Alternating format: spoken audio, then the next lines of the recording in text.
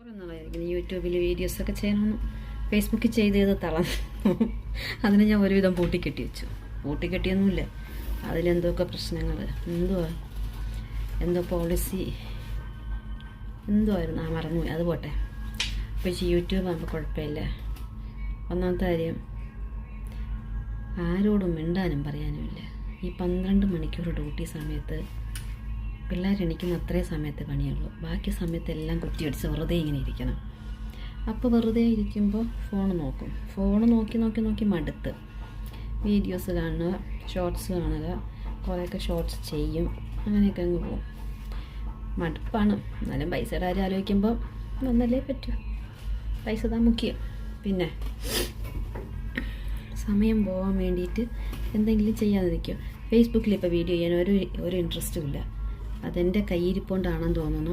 Facebook എന്തൊക്കെയോ എന്നെ block ചെയ്ത് വെച്ച്. വീഡിയോസ് ഇടാൻ പറ്റും, ചില വീഡിയോസ് ഇടുമ്പോൾ അവരെന്തൊക്കെയോ ഇങ്ങനെ പറയുന്നതുകൊണ്ട് ഞാൻ വിചാരിച്ചത് അത് നന്നാക്കാനുള്ള പൊതുവേ എനിക്ക് ക്ഷമ ഇത്തിരി കുറവാണ്. ഒന്ന് ശരിയാക്കി അതിനെ ഡെവലപ്പ് ചെയ്ത് മുന്നോട്ട് കൊണ്ടുപോവുക എന്ന് പറയുന്നത് നടക്കുന്നത്. പോയി അതിനെ വഴി കളഞ്ഞിട്ട് ആ വഴിക്ക് ഞാനങ്ങ് പോവും, അടുത്ത പരിപാടി നോക്കിക്കൊണ്ട് പോവും. ഇൻസ്റ്റ കുഴപ്പമില്ല, ഇൻസ്റ്റ അങ്ങനെ മിണ്ടാതെ പോകുന്നുണ്ട്. പിന്നെന്തോ ഫേസ്ബുക്ക് മാത്രമേ ഉള്ളൂ. അതുകൊണ്ട് ഫേസ്ബുക്കിൽ വീഡിയോ ചെയ്യാൻ എനിക്ക് ഒട്ടും ഇഷ്ടമില്ല. ഞാനതിൻ്റെ എല്ലാം ഓഫ് ചെയ്ത് വെച്ച് ചുമ്മാ വീഡിയോസ് മാത്രം കാണും. 2 ദിവസമായി വീഡിയോ ഒക്കെ ഇട്ടിട്ട്.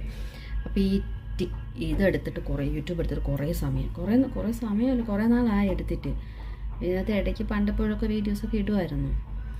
അപ്പോൾ ഇപ്പോൾ വിചാരിച്ച് ഇനി കുറച്ച് നാൾ ഇതിനകത്ത് വീഡിയോ ചെയ്യാം. പോട്ടെ, എല്ലായിടവും നമുക്ക് ട്രൈ ചെയ്ത് നോക്കണം. എല്ലാം നമുക്ക് പഠിക്കാൻ വേണ്ടിയിട്ടുള്ളതല്ലേ. ഫോണല്ലേ, നമ്മൾ കാശ് കൊടുക്കുന്നു, നമ്മൾ കാശ് കൊടുത്ത് ഫോൺ വാങ്ങിച്ച് നമ്മളിങ്ങനെ കാശ് കൊടുത്ത് ചാർജ് ചെയ്യുന്നു. പിന്നെ കാണുന്ന ആൾക്കാർ ഇഷ്ടമല്ലാത്ത സ്ക്രോൾ ചെയ്ത് വയ്ക്കും, ഒരു കുഴപ്പമില്ല. ആർക്ക് വേണമെങ്കിലും സ്ക്രോൾ ചെയ്ത് പോകാം. ഞാൻ ആദ്യം വിചാരിച്ചു ഇങ്ങനെ ഫോണിൽ നോക്കി ഇങ്ങനെ സംസാരിക്കുന്നത് എങ്ങനെ ശരിയാവുന്നു.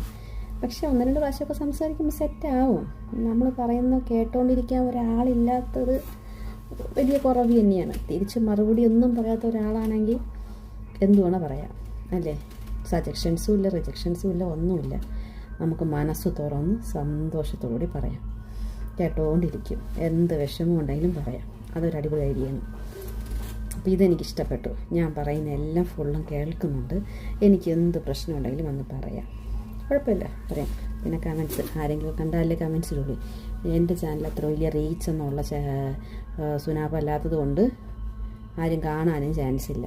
പിന്നെ ഇടയ്ക്കിടയ്ക്ക് എല്ലാ ദിവസവും ഇനി എന്തെങ്കിലുമൊക്കെ ഓൺ വോയിസ് വീഡിയോസ് ഇട്ട് ഇതിനെ ഒന്ന് പൊക്കിക്കൊണ്ടുവരാൻ നോക്കാം. അപ്പോഴേക്ക് ഇവിടെ എന്തെങ്കിലും പ്രശ്നം വരും. ഇനി അപ്പോൾ നോക്കട്ടെ, പോകുന്നിടം വരെ പോട്ടെ.